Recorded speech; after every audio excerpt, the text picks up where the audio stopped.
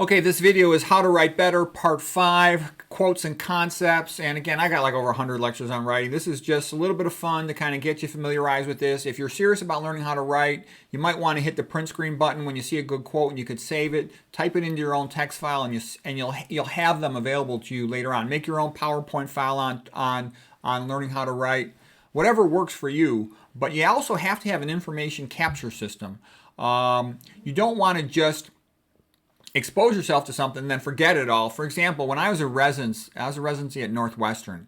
I knew right from the first day I wanted to be a great doctor, so I didn't really give a rat's ass. I sat right in the front row, right with the attendings and the senior residents, and I would take notes on the conference lectures, and I would throw them into a box as soon as I walked home to be looked at, and then I later on go through the box.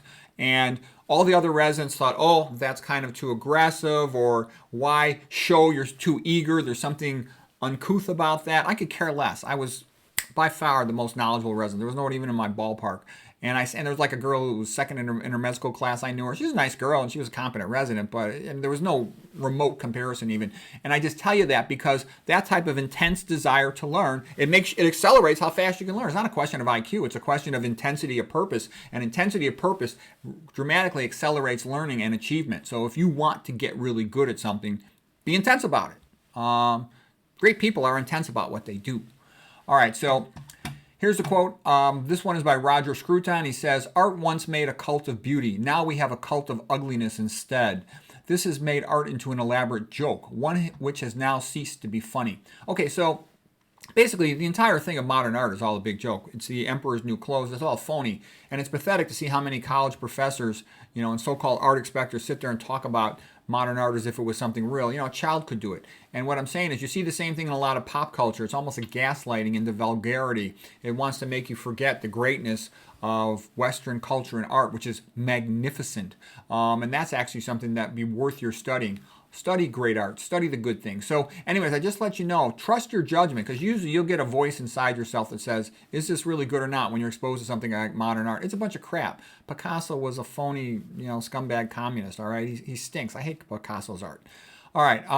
And he was just always taking advantage of his models. Anyways, we're not even going to go there. Okay, Roger Scruton continues. When art becomes merely shock value, our sense of humanity is slowly degraded. And that's also the feeling one gets when you see these vulgar modern movies that are all violent and based on action rather than, great movies are like the old time movies, like It's a Wonderful Life. The emotions involved, the real people, the real relationships, okay? And the old comedies were funny, stuff like Animal House and Stripes, all that stuff was great. You don't see movies like that anymore. Okay, Marshall McLuhan, he was the Canadian philosopher, literature, humanist guy, and he was sort of like the precursor to the modern Jordan Peterson. Here's some Marshall McLuhan quote. "The poet, the artist, the sleuth, whoever sharpens our perception tends to be antisocial. A strange bond often exists between antisocial types in their power to see environments as they really are. This is manifest in the famous story, The Emperor's New Clothes." So yeah, basically, the so-called antisocial guy is somebody who's able to step outside of conventional society. And quite often, that's going to be a person who reads a lot. It's going to be a high IQ person. They can see an objective point of view about a situation because they got more than one point of view. Somebody who reads a lot. Watching TV makes you stupid. Hanging around in pop culture makes you stupid. But being able to see things from the perspective of a person from another country or somebody educated in other points of view, like a religious point of view, for example, it enables you to be more objective. Okay, Marshall McLuhan continues. "The concern for an advertiser is to make an effect. He sets a trap for your attention. Any poet, painter, or musician sets a trap for your attention. That is the nature of the art." Yeah, well, if you're writing a book, you better make it good on the first page or they're not going to keep reading. Same thing on a video. There better be something good on the first page, otherwise they're not going to watch it. And it's like that for anything. A musician's got to make the beginning of the song good or the person switches to something else. Okay, Maxwell Maltz, he's the plastic surgeon, wrote about what leads to good medical outcomes versus bad, and he says, "You will act like the sort of person you believe yourself to be. If you think you are smart, then you will work to prove that you are smart." So what he's talking about is your self-image. So that's why people need encouragement as well. If they're hopeful and optimistic in their point of view about their self and their ability to achieve their objective, they're going to try harder. They're going to persist more. And he had noted that the patients who expected a good outcome and then wanted to get home fast to take care of their kids or do their job or their hobby, they would do well and get out of the hospital fast. Whereas the people who are unclear about their goals would mope around, complain they're in pain, and often have lousy outcomes. By the way, all these great athletes used to read Maxwell Maltz because he gets you psyched up. It's kind of like Brian Tracy, gets you to believe in yourself so you can achieve more and do more. Okay, John Gielgud, he's the actor who played the Grand Inquisitor in the Brothers Karamazov Dostoevsky. You can watch that video on YouTube of him as the Grand Inquisitor. It's magnificent. The best book chapter ever written in any book ever in the history of the world. Okay, and here's what he says. One's self-image is very important because if that's in good shape, then you can do almost anything. Yeah, so basically you have to believe in your ability to achieve something before you're willing to make the effort to go for it. Like Henry Ford used to say, whether you believe you can do it or not, you're right. Okay, J. Michael Straczynski, Polish guy, writer, writing about writing, he says, writing is the process of asking the next logical question. Yeah, you're off on a good start when you could feel yourself saying, okay, this question, then this question, this question, in stepwise fashion. That's good writing. Okay, Straczynski continues, a good story should provoke discussion, debate, and argument. Writers write for one reason, to create an emotion in the reader. You want a reaction. That's good writing, when the reader's feeling it emotionally. And there should be something controversial and new. If there isn't, then why read it?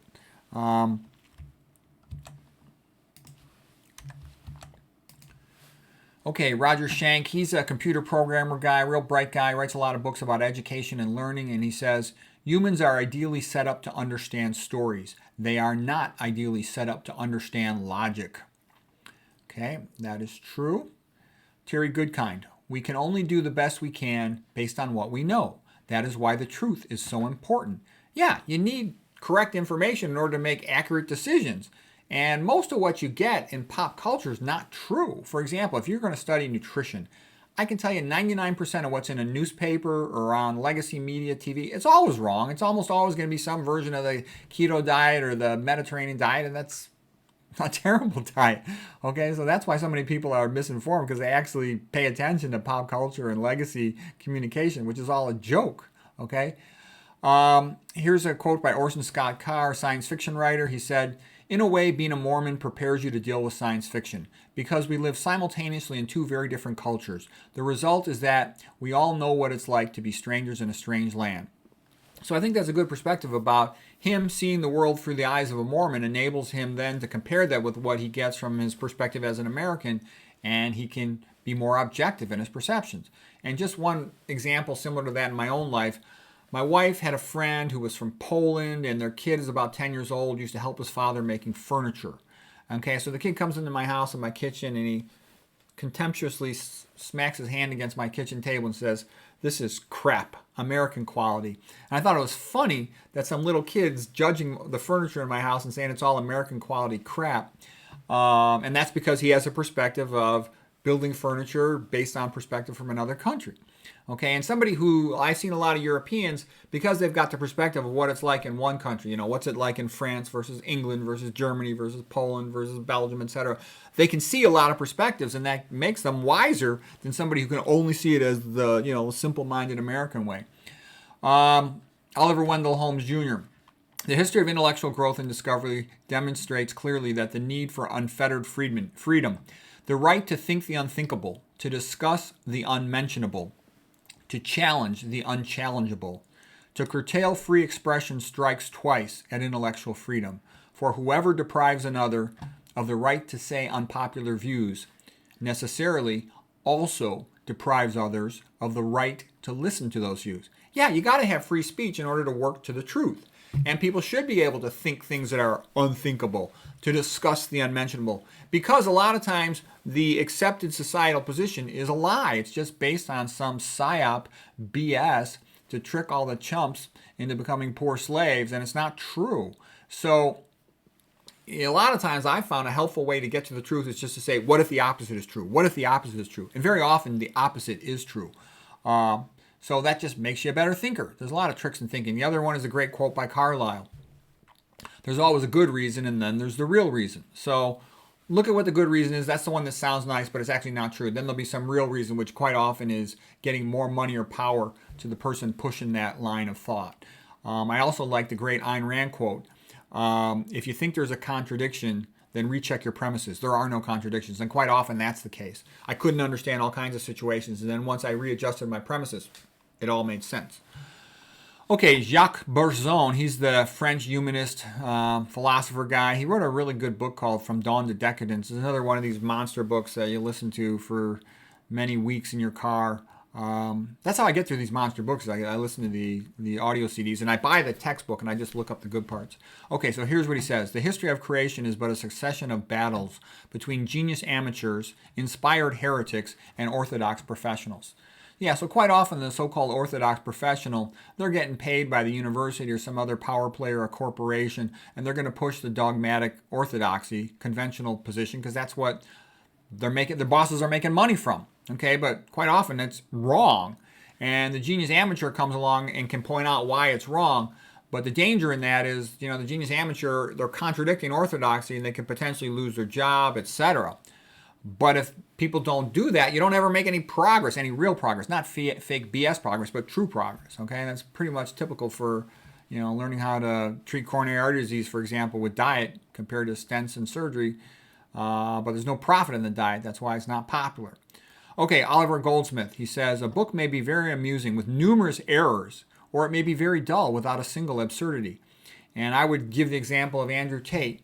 In some ways, the guy's a total idiot. He eats meat all the time and he smokes cigars like an idiot. Okay, but on the other hand, he says a lot of clever, wise things, and he's funny.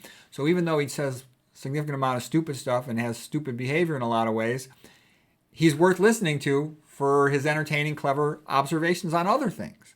Okay, versus there's a lot of college professors, and I've read tons of textbooks and other things by these guys, and they're a waste of time.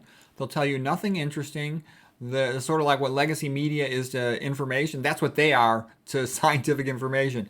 Just old, trite stuff, much of it not true, and they're just doing it out of an obligation, not because they have anything to say or they even want to say anything. Okay, Francois René de Chateaubriand, he says, the original writer is not one who imitates nobody, but one who nobody can imitate. Yeah, all writers are going to have been inspired by the persons who have gone before them. A good writer usually has read the persons who have gone before them. But what makes them good is that they have their new component of things. Okay, T.S. Eliot here, he says, I love reading in others' readers' lists of favorites. Even when I do not share their tastes, I am provoked to compare, to contrast, and to contradict. It is a most healthy exercise and altogether fruitful. T.S. Eliot continues, an election is coming, universal peace is declared, and the foxes have a sincere interest in prolonging the lives of the poultry. Yeah, I always think that's funny how average people think that the system cares about them. The system doesn't care about them. It views them as just, potential slaves, chumps. Okay. All right. Here's T.S. Eliot continuing. No poet, no artist of any art has his complete meaning alone. His significance, his appreciation is the appreciation of his relation to the dead poets and artists. Yeah, a real good writer quite often will have read extensively and knows the history of their genre, the history of their topic in some detail. And that actually makes writing more interesting when you can see how it's built on the past and what's new about it.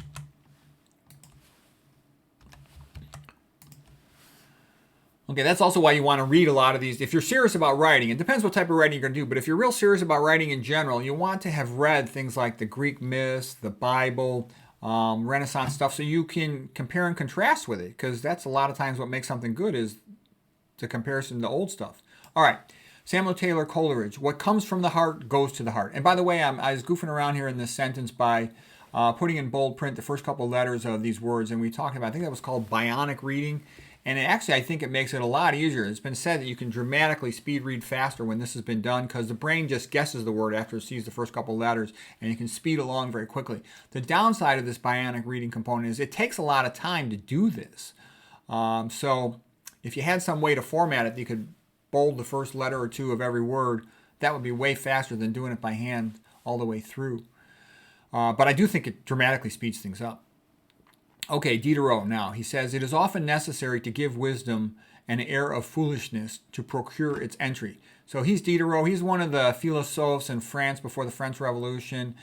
And he was an atheist, kind of a jerk, but he's making a good point here is that you a lot of times have to joke around and sort of take an offhanded approach or an indirect approach if you're going to say something contradicting standard dogma. Otherwise, you'll get this giant aggressive backlash. So he's right about that. And Voltaire was good at that. Voltaire was much better at saying things in a funny way so he could make his point even though it went against current dogma. Okay, but I think ultimately the philosophes were destructive. You know, they led to the French Revolution. And the French Revolution, you know, like around 1793, it was dramatically different and far worse than the American Revolution. The American Revolution was Christian and about establishing freedom for the Americans. Okay, the French one was this brutal, violent affair. It was bad. Okay, Anthony S. Solon, he's a good college professor guy, and he says, we are suffering from cultural dementia, and it is time, little by little, for recovery. Yeah, Americans and people in Western countries, they have forgotten Western culture. They're a bunch of ignoramuses. They don't know about the ancient Greeks. They don't know about what happened in Rome.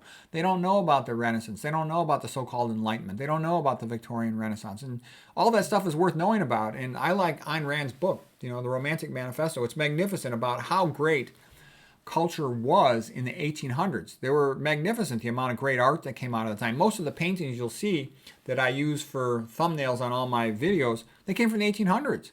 And the greatest books ever written, the greatest novels ever written, they came from the 1800s. Christmas Carol by Charles Dickens, Les Miserables by Victor Hugo, Brothers Karamazov by Dostoevsky, for example. Okay, Anthony Solon continues. The postmodern man doesn't even know that he has a past to forget. Yeah, the typical person is ahistorical, functional illiterate who never reads and knows any history.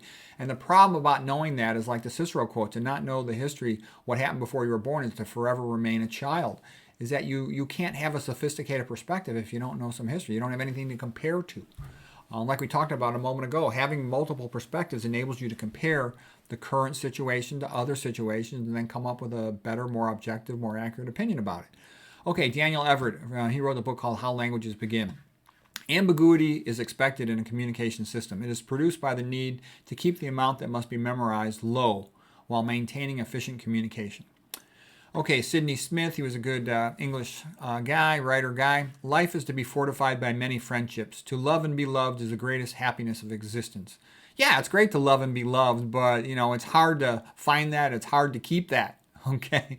I notice a lot of stuff is popular, like these musical videos and stuff, because they remind people of when they were young. Splendor in the Grass. I mean, the easiest time to be in love is high school because you don't have to pay any bills. You don't have a job. Your parents support you. Your parents feed you. So you can just spend time and you get to meet all these different people. You can just find somebody you're really culturally well matched to, and you got all this in common from going to the same high school and living in the same town. You know, you get older, it's not that simple. Anyway, Sidney Smith continues, regret for the things we did can be tempered by time. It is regret for the things that we did not do that is inconsolable. Yeah, that's true. Gosh, a lot of things, the biggest things you regret when you're older is, why didn't I try harder to achieve some goal? Like for me, you know, I should have been an All-American in college. If I'd have won 4 years, I would have been an All-American. I came like this close, a match away from being an All-American, and it pisses me off. Anytime I think about that, I get upset. All right, anyways, Sidney Smith continues. Whatever you are by nature, keep to it. Be what nature intended you for, and you will succeed. And that kind of goes with the Goethe quote. If for a man to learn a complex thing, he must love it. Because if you love it, you're going to put more time into it. You're going to get better at it, you know. Like Elon Musk had said, you know, if one guy's working, you know, 10-hour days, 12-hour days, even if he's doing the same thing as the guy working in a 6-hour, 8-hour day, he's going to progress faster. Okay, Lisa Kirk quote. A gossip talks about others. A bore talks about themselves. A great conversationalist talks to you about yourself. Yeah, people like it when you have common ground and you pay attention to them. Some people with really good social skills, they know how to do that real well, and they're really well liked. Look at a dog. A dog is really well liked, even though it doesn't do much. John Asbury quote here. Poetry is mostly hunches. I feel that poetry is going on all the time inside an underground stream. Yeah, people are good at stuff. They think about what they do a lot. Eugene Ionesco talking about the life of a writer. For a writer, life consists of either writing or thinking about writing. Yeah, a writer wants good capture, meaning anything interesting that happens in the day, they're going to think about it or make a note about it and potentially use that later in their writing in some form. Franz Kafka. A writer should follow his obsessions relentlessly. Yeah, what happens is you get a feeling about something and you push it and you push it and you push it. And then you have a great insight, and all of a sudden you get scared because you're scared that you know you're going to break against convention with that insight, and you're like, will I be allowed to make this break against in convention? Will there be consequences for me? And that can be kind of scary, but you have to push as hard as you can, but know when to stop if you want to write anything that's good. Anais Nin, here's what she writes. The role of a writer is not to say what we all can say, but to say what we are unable to say. Yeah, you want to move the topic forward. And if you're not doing that, then why write? Okay, Anais Nin has another quote. One writes because one has to create a world in which one can live. That's also true. Writing can be therapeutic. When you're sad or frustrated about a situation, writing about it in great length, and there's other people who've known this, can give you a sense of release and you feel a lot better about it. Also, like Aristotle says, a fiction book shows people how the world ought to be, gives them something to aspire to. And Ayn Rand had talked about how that is so important, that a person has this sense of what is the possible. So those are other good things about writing. Writing is a really, way to empower your brain to become smarter, to learn something better, to see something, to see into something more deeply, more profoundly. Okay, John Greenleaf Whittier. They used to name all the schools after all these poets. Like there used to be schools when I was growing up. One was called Emerson, another was called Whittier. One was called Holmes too. Okay, anyways, John Greenleaf Whittier, he says, the joy that you give to others is the joy that comes back to you. Yeah, what goes around comes around. People who are nice have other people be nice to them. Charles Sheffield, if you want to be on the leading edge of anything, you have to, by definition, be a couple of standard deviations away from most people. That will make you an oddball. The trick is to learn to accept it and then to like it and to keep on making a lot of noise for what you believe in. Yeah, so I think what actually ends up happening is it depends what field you're in. If you're an athlete, people love it when you're great and you move things ahead, okay? Oops, shoot, I screwed that up. They like it when you do that as an athlete. They like it if you do it in a field where to advance is potentially profitable. Like if you're in tech or computer programming, to improve computer programming, that's profitable. But it becomes a problem if you're in a field that's stagnated, like clinical medicine, where you recognize a better way to doing something, and the better way will probably be less profitable, then that will get squashed. So it's actually funny, but I actually think for somebody who's really high IQ, you probably don't want to go into medicine or go into something that's amoral. When I say amoral, I don't mean immoral, I mean amoral, without morals. Like that's one of the reasons why I ended up liking neuroradiology is my job is just to read the brain MRI, not to make it a therapeutic decision about what medicine to prescribe. So that's good. Also, there's certain surgical fields where the indications are obvious, and that's another way to get around it if you decide to go into medicine and you have a really high IQ. But it would be nice if there was a place where you could just do research and it was fun to let the scientists just pick their own direction, because if the scientist picks their own direction, they're gonna sense better than anyone else can what is worthwhile to spend time on. When science is done just for a corporate profits, it almost always ends up becoming dishonest. And again, that's why, they've been studying cancer intensely since 1970, okay? And they've come up with next to zero findings after hundreds of billions of dollars have been spent. It's a big joke. Okay, Arthur Miller. The best work that anybody ever writes is on the verge of embarrassing him always. Arthur Miller. Yeah, you have to go out on a limb. That's where the fruit is, so to speak. That's what it takes to do great work. But then that becomes dangerous because you're contradicting orthodoxy. So it's always a challenge to feel that out and decide how far can you go at the current time. But you have to get used to being in that situation in order to do good work. Okay, Andre Marot, he says, first of all, a word about a positive. I'm going to talk a lot more about a positives later, but you should know what they are. That's when you have a noun and then you have a description of the noun that's a quick descriptor phrase and the sentence continues. So like you might say, okay, here's a sentence within a positive. Mr. Jones, the old guy who drives a Cadillac. Okay, so that's in a positive. The old guy who drives a Cadillac. That's an identifier. And the benefit is, that's how we really talk to our friends. You know her, the girl with the red glasses. That clues in your friend to who that person is better than perhaps anything else could. And the good writers will do those a lot. We're going to talk about Francis Christensen. Francis Christensen was this English professor at University of Southern California in the 1960s. And he was teaching English literature, and he suddenly had an epiphany that, gosh, English literature professors don't even know what they're talking about.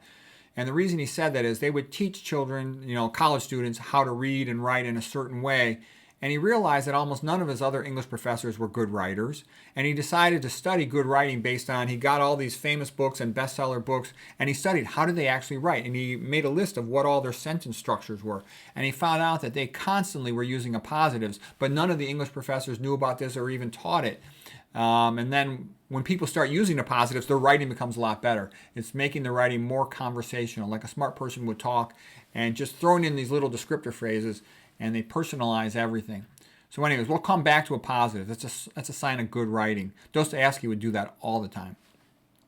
Okay, Andre Murat, he said, writing is a difficult trade which must be learned slowly by reading great authors, by trying at the outset to imitate them, and then by daring to be original. Yeah, just like a painter learns. A painter imitates the paintings of the great masters. They start to figure out how it's done, and then they gradually add their own touch, become original. That's how you do it. You got to go through that before you can do advanced creative work. We talk about a learning curve. A learning curve starts out with this exciting, rapid phase of learning, and you're all thinking about the potential of what you could do. Then you hit the long, tedious grind, and you got to master a lot of basic skills before you can start to rapidly ascend and really get good. Okay, let me see here if I can move this thing. Coming over there. Okay. All right. Beginning is the most important part, like Plato said. Don't waste time, get right to the point fast. Good writing is high contrast. There's a lot of ways you can generate high contrast. Besides the topic, you can accentuate it with punctuation. We'll talk about that, and I'll have a different lecture on format, playing around with fonts, and we'll get into all that. A positive, this is the guy Francis Christensen who did all that work of the positives, and that was great work. Your writing will improve as soon as you become aware of the positives. And I like his story. He really figured out what's the truth about good writing. Okay? Learn rhetoric. Rhetoric especially came from the Greeks. They would summarize all the great techniques of the great speakers, and they wrote them all down. Aristotle wrote a book about it, and that's very valuable. A lot of times you'll want to change the names because some of the Greek names are too hard to pronounce, but the basic idea of these are templates into which to put words to make them more memorable, that's very useful. Chiasmus is great. Oscar Wilde would do that all the time. Antithesis is great. Voltaire would do that all the time. Rhetorical questions are great. They just highlight the issue in a big, major emotional way. Learning to build to a crescendo effect is good. Like the music of Handel is great at that. Listen to the song by Handel called Sarabande, Sarabande, Sarabande. And man, you will feel the emphasis, or the Alleluia chorus from the Messiah. It's great. Look at the great comedians like Sam Kinison, Eddie Murphy, the way they build to crescendo, this intense emotion where you almost can't take it anymore, tension and release. The great ones, that's what they do. They build up a crescendo effect. And you notice that some of these words almost sound like musical words, like describing music. And that's the tone of their voice. It's all part of their persona and what makes them such great comedians. Okay, write for the intelligent friend. That's the kind of person who would actually want to read what you have to write. The story is more important than just about anything else. Stephen King would emphasize that big time, how that was the most important thing. He wrote a whole book about writing. It was actually a pretty good book. I don't like Stephen King. I think he's a jerk, and I don't think he's that great a writer. But his book on writing was pretty good. And obviously he knows how to make money with writing. Victor Hugo, the sublime and the grotesque. So he would put the contrast of the sublime and the grotesque. So the sublime would be in, like, say, the Hunchback of Notre Dame. The Hunchback was kind of grotesque in some ways, but he's actually a very good person. The sublime was the magnificent cathedral of Notre Dame. And also the grotesque was, the sort of the monkish guy was kind of an evil guy in Notre Dame. One of them, I forgot his name, Frodo or something like that. I know that's Hobbit, but anyways. Redemption, a great theme. A Christmas Carol, Charles Dickens. That's built into humans, the theme of redemption.